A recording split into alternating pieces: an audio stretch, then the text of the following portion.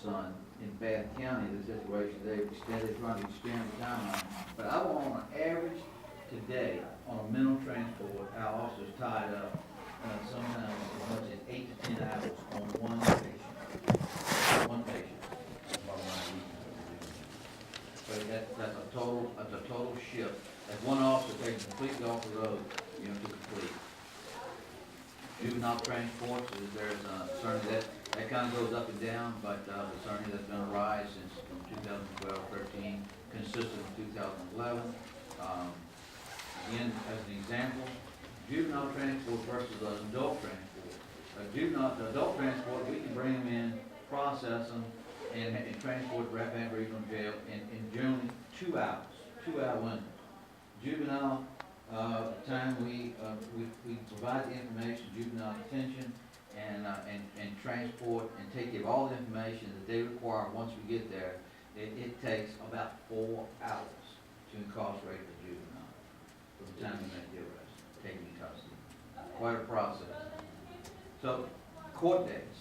It's sort of, we take a look at annual leave and sick leave, but, this is a snapshot, and this is consistent because court days are assigned, and then sometimes they're unassigned, circuit court or not. We can set court dates, for officers on juvenile and the general district court. For circuit court, we're at the mercy of the court, the judges, and the attorneys for those days. So this is the amount of days spent, in court, for our total department, which is about 200, I think I told it up here, 272 days. That's an officer that's off the road and not responding to calls and not working. Total traffic stops, we've had an increase in traffic stops. We'll see in just a few minutes why, what accounts for that.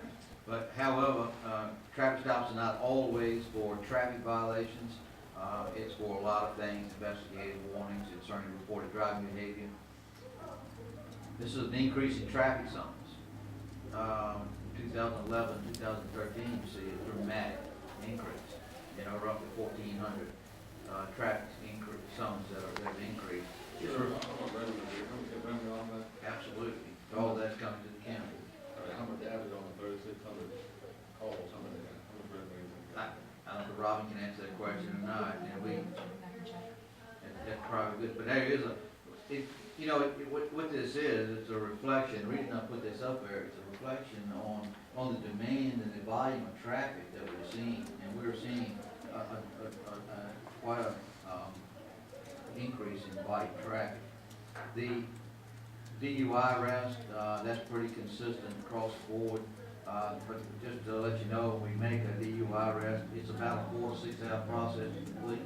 Again, take it off the road. He makes the arrest during the shift, it's good. But he makes it at the end of the shift, he can't hand it off to anyone else. That's a matter of, he's 4 to 6 hours beyond his shift, and of course, his overtime. This is another reflection of traffic volume. You see 2011, 2012 roughly was pretty consistent, 723, 724. This is motor vehicle accidents. But we've made a big jump in 2013 with 887. The light green reflects the amount of accidents that we work ourselves, investigated ourselves as Keeper Sheriff's Office versus the Virginia State Police. We're working about a third of all accidents that take place in King George. What does that mean for the rest of us? I see you're fairly flat with your total work versus responding to. What's an accident you respond to but you don't work? What does that mean? Well, certainly we're, King George Sheriff's Office, Institute 911 Center, receive all accidents. That's why we respond to 887. So the officer definitely gets there. Usually the officer does assist the police. So that means state police. Investigation and how we are there. In fact, we're there no longer than the state police. We're not actually working because we're there to get the traffic, the tow, and he goes to the hospital to do interviews, and we do the cleanup and take care of traffic. Not working doesn't mean you sit in the car and watch state police guys work. Oh, that's right. Or leave and not there. And and that's a real time consuming because most accidents require, especially for road closure, which you see those in King George work quite often. It happens frequently, and it takes sometimes 2, 3, 4 officers to complete that traffic accident, that traffic direction. This year, your volume there, is that an individual incident, or is like, so 4 of your officers respond to one accident, is that 4 responses or one accident before 4 respond? It's one accident. Okay. Yeah, it's one accident. So if you send 28 people, it's still a difference between 721 and 87 is the number of accidents. Absolutely. Yeah, not responses. Yeah, that's single individual accidents by call. Civil papers is certainly an area of our responsibility, and you can see that there's been an overall continued increase. We've changed the way that we're serving civil papers, just a matter of the volume, and to get them completed. The civil process has a deadline, has a court date on this civil paper, which means we have to have it served, before that court date. And so it's a demand there, and something we have to work pretty diligent at getting them and taking care of. Criminal investigations. Certainly, one of my plans, with this, and I showed this to you, is I'm asking for 2 full-time deputy positions. What happened is we hired 2 full-time positions, did one on the road, but it's such a need for another detective that one over here, we promote one of the patrol that's there now, senior patrol, to a detective position. You see the increase in investigated cases. We've gone starting from 192 this last year to 233 cases. We certainly are finding a lot of cases are just taking quite a bit of time. The fraud and sexual assault, with child and adult, burglary, narcotic, it just remains consistent. But the time it takes to work these general cases is an extreme amount of time.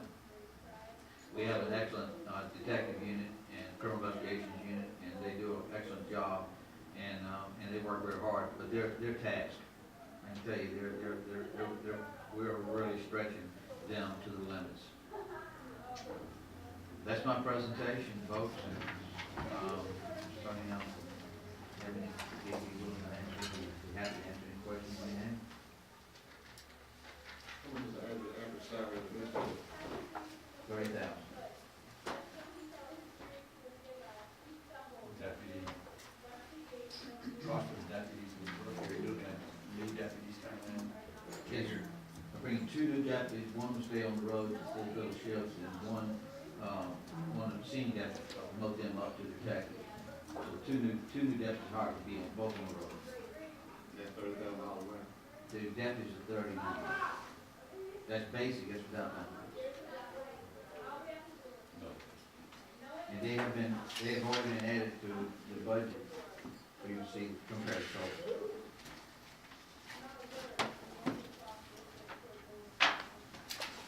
But this is good data for us.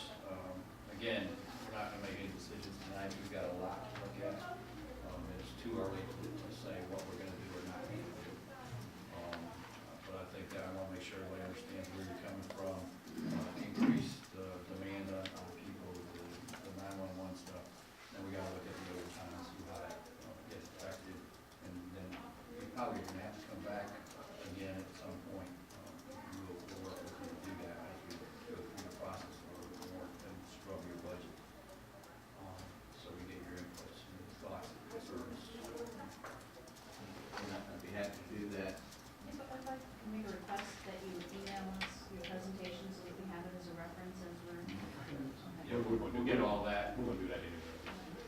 I would almost like to have it, but I mean, Yeah, when we go. when we're going through it, because I like to, I've got. I agree with you, and we'll do that in the future. Yeah, I was going to ask Travis, you take all this stuff back and make us a notebook out of it? Yeah. We'll do that, just like we did last Yeah, year. but I We would will. like to have all of this ahead. I mean, you can do it when we come tonight, but still, I agree with you. I was, so much nicer to have, we'll get through all take of notes, that. and he's making comments, and we can jot down what he's saying. And I do apologize, Oh, easy for me. you have the sheriff Yeah, I do. right report, but for some reason it slipped my mind to include the 911, so I can email that to you guys. I just didn't bring it with me. That shows that with the cost with the positions in it, so you can kind of compare where And I'd like, they're at currently. I'd like, on our, I guess we are trying to figure out where to put it, but somehow to make it available as well. Either in our minutes section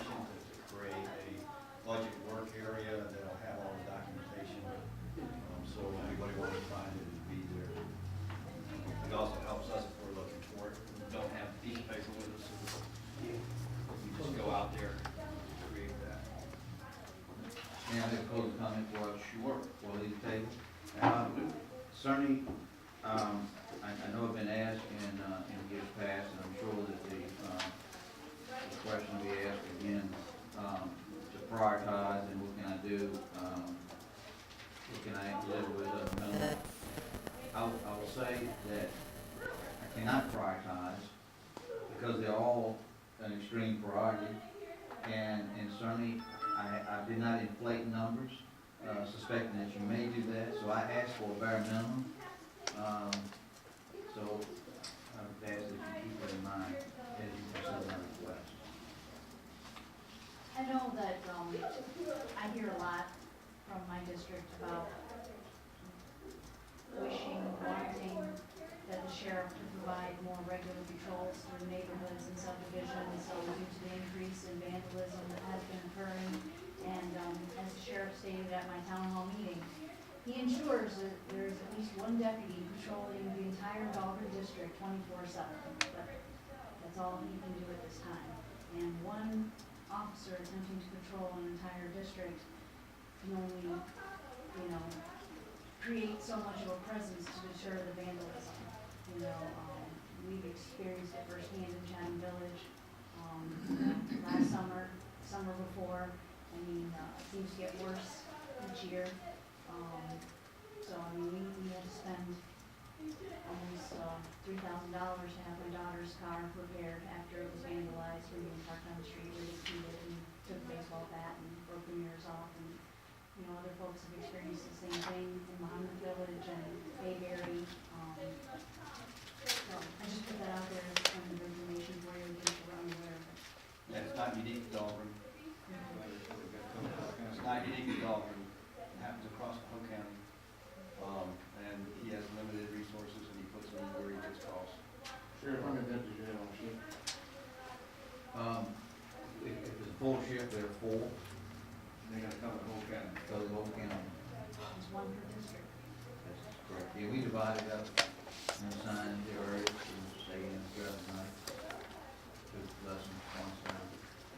Yeah, one other thing come to mind, we had this fall, we put first of October to the first of January, we had 10 death investigations.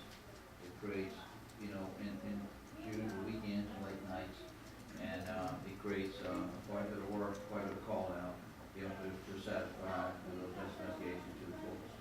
It's been a very, very difficult year. I want to take a couple of actions that night to take all your deputies out of your neighborhoods and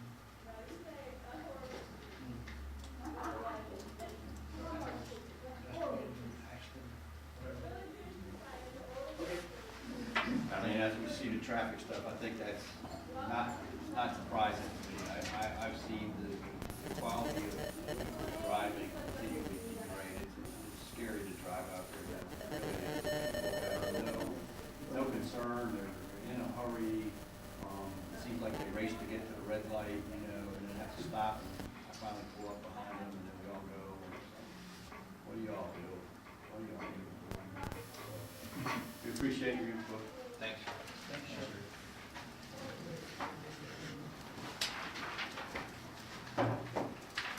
Travis, any observations on your end of it? No, we read the chair, Robert met with them, we decided to put some, we work with them as we work forward through the budget process. So now we move to the county attorney's report. Mr. Chairman, I prepared a memo for your review. Before I dive into that, I wanted to just double back on an item from February 4th, and just make sure I had a consensus to proceed with submitting the comments to the heard directly from a couple of you. I just wanted to make sure that I had blessing to submit those comments. I think I did. I'll proceed with that. Keep you posted. The memo that I shared with you via email and then again, a hard copy this evening sets forth, tries to make a case for the need for a full-time paralegal / legal assistant for the county attorney's office. I believe the need is clear. I believe the need was evident when you all created the dedicated office for the county attorney.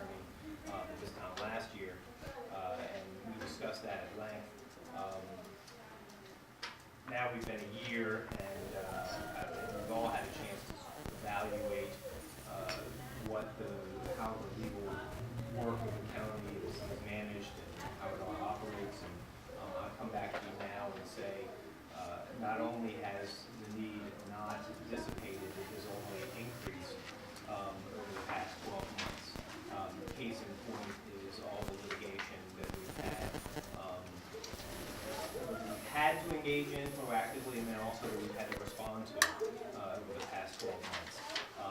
None of that was necessarily expected. A lot of it we tried to avoid, but you simply can't avoid some of these things, all of these things. You can't help it when somebody files a lawsuit against you, whether it has legitimate grounds or not.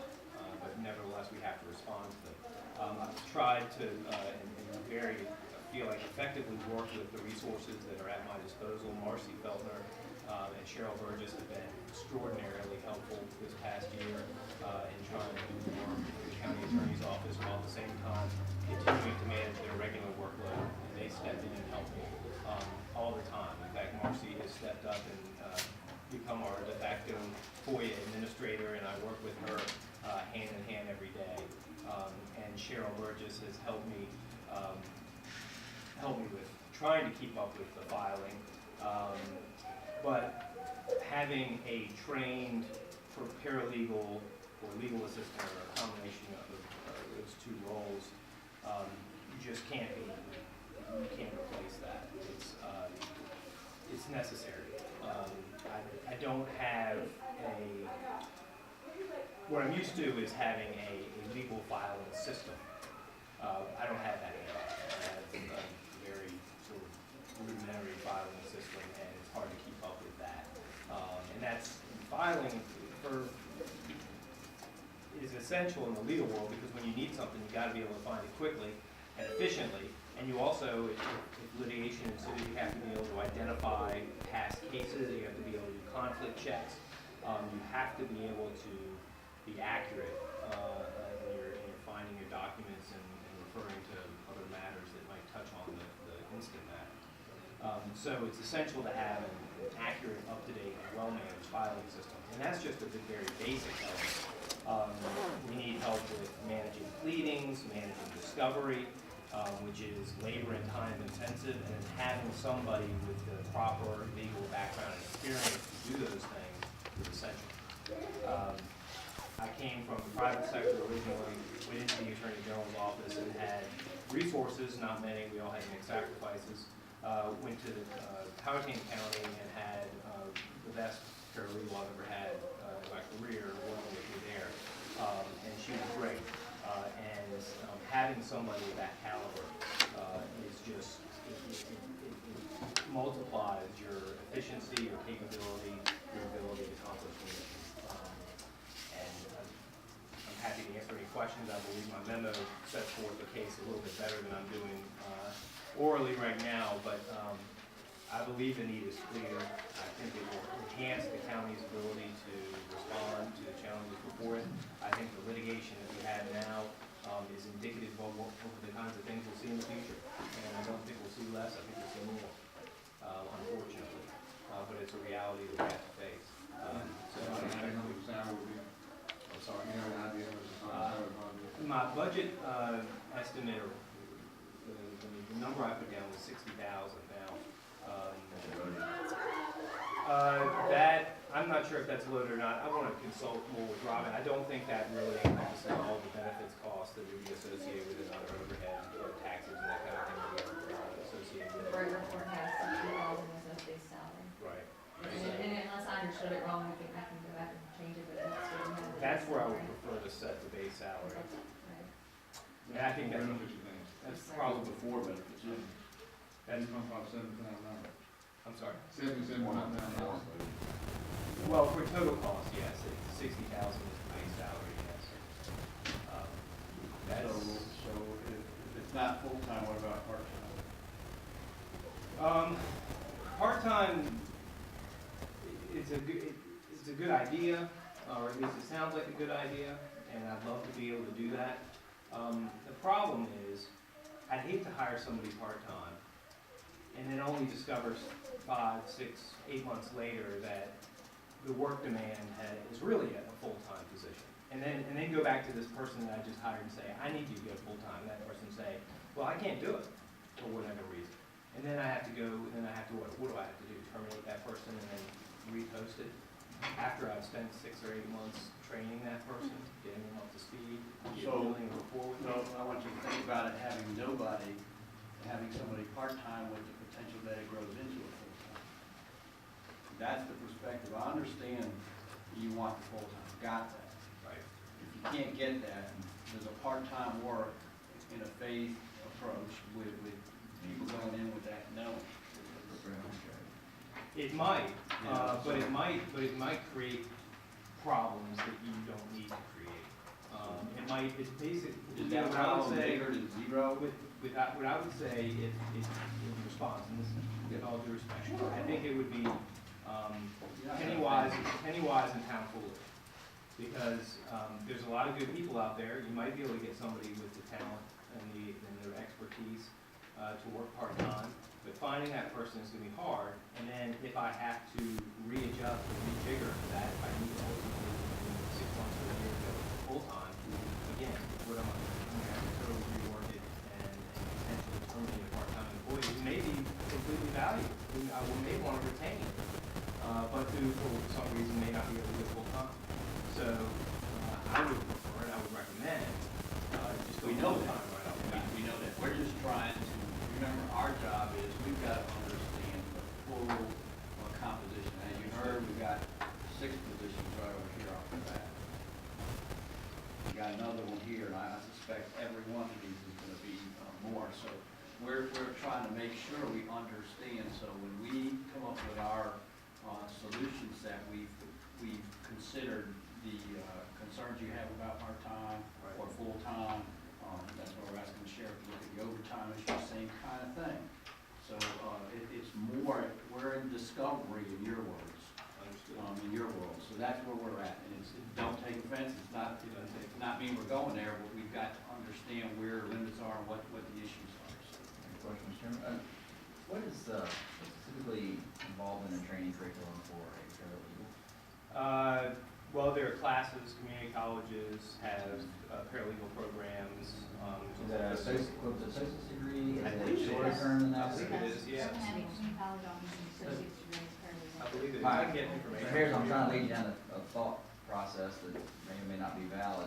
Especially when you're talking about the salary level you're talking, is this an opportunity for some of our current workforce to grow into that kind of position? And then that might be your part-time that you gain out of that, and then as the need grows, and maybe we fund their training to get them there, then you've got someone already on board that does work into that. I'm not sure how practical a suggestion that is, not real familiar with the paralegal world, but. I will tell you Food that for thought. the county has amazing employees already in-house, and if a county employee wanted to shoot for this position, I would be delighted. That might give you the incremental, Joe, where you can do it Right. where you can share duties, you send them to school. that's a great idea. And then long term, you have an employee there that you've got a lot vested in that has a big stake in helping you successful. I don't know how that meets your ramp up in your need exactly. I mean, it would take someone to, And Well, I guess, don't you know, the what other, when I look at it, I don't look at it totally from Eric's position, because I understand where he's at. If I were him, I'd be doing the same thing. And I'm saying to myself, if we got him some relief now, is that better than no relief? Because he may get no relief. And so that's the other issue, is relief. So please, don't take this the wrong way, because obviously I don't understand what everything encompasses in your office. But correct me if I'm mistaken, have we not hired outside counsel for every single one of these cases? So I'm trying to understand, since we're already paying someone else's as an attorney and their paralegal to take care of these cases, I guess I'm trying to understand why we need to hire an additional person for your Well, office. first of all, that's not the only work that we have. That's why I'm You trying to understand. Okay, there's a whole host of other work that we have, contracts, drafting ordinances, reviewing legislation, all the work that we, HR and employment issues, all the work that we deal with day in and day out, planning and zoning work. Because you spell out all these cases as Right. part of your argument, and I since know. we've hired outside counsel for them, that's what Right. I'm trying to Yeah, understand. right, I'm getting to that.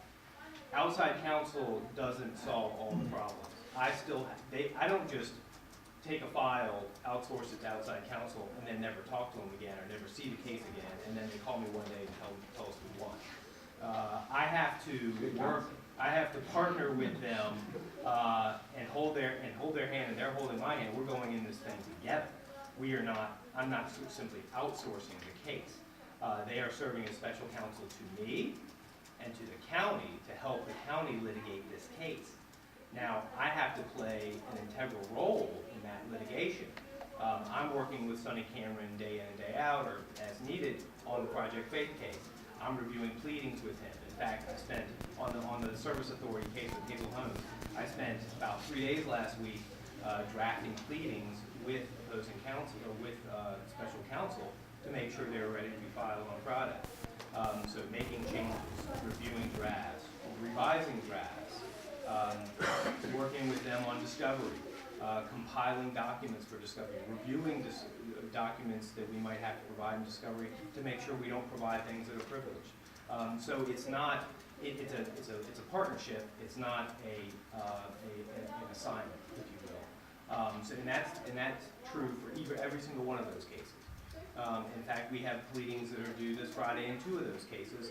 I've got them on my desk, responses on my desk for those cases right now that I spent time on today. I'll spend time on them tomorrow and the rest of this week to make sure they're ready to be filed on Friday.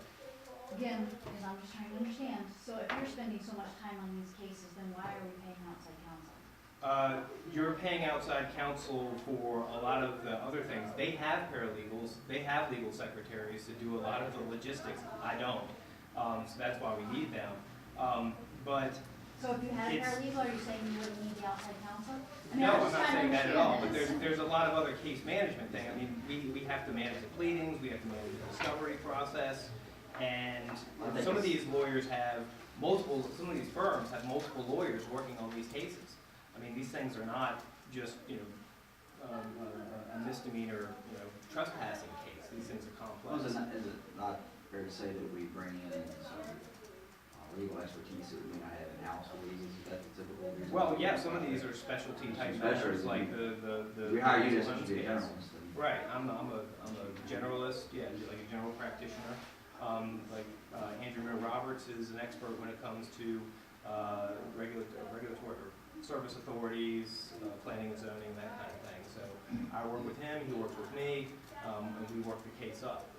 It's a partnership. And he understands those things, but I'm working with Chris Thomas and Travis and other county staff, and understanding the internal legal issues that we're facing. I work with the board and those kinds of things. You don't want that outside counsel coming to every single board meeting and briefing the board on the status of the case.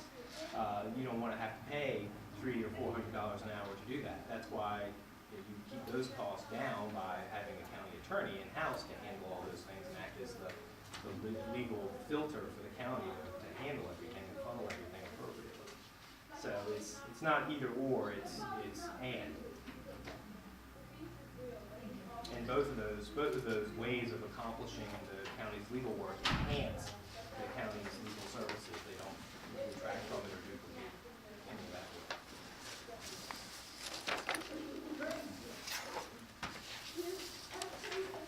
So that's my case. I know that you all have a lot to consider. I know that this decision process will be long and arduous in many cases in making all these decisions. I think this is an important need.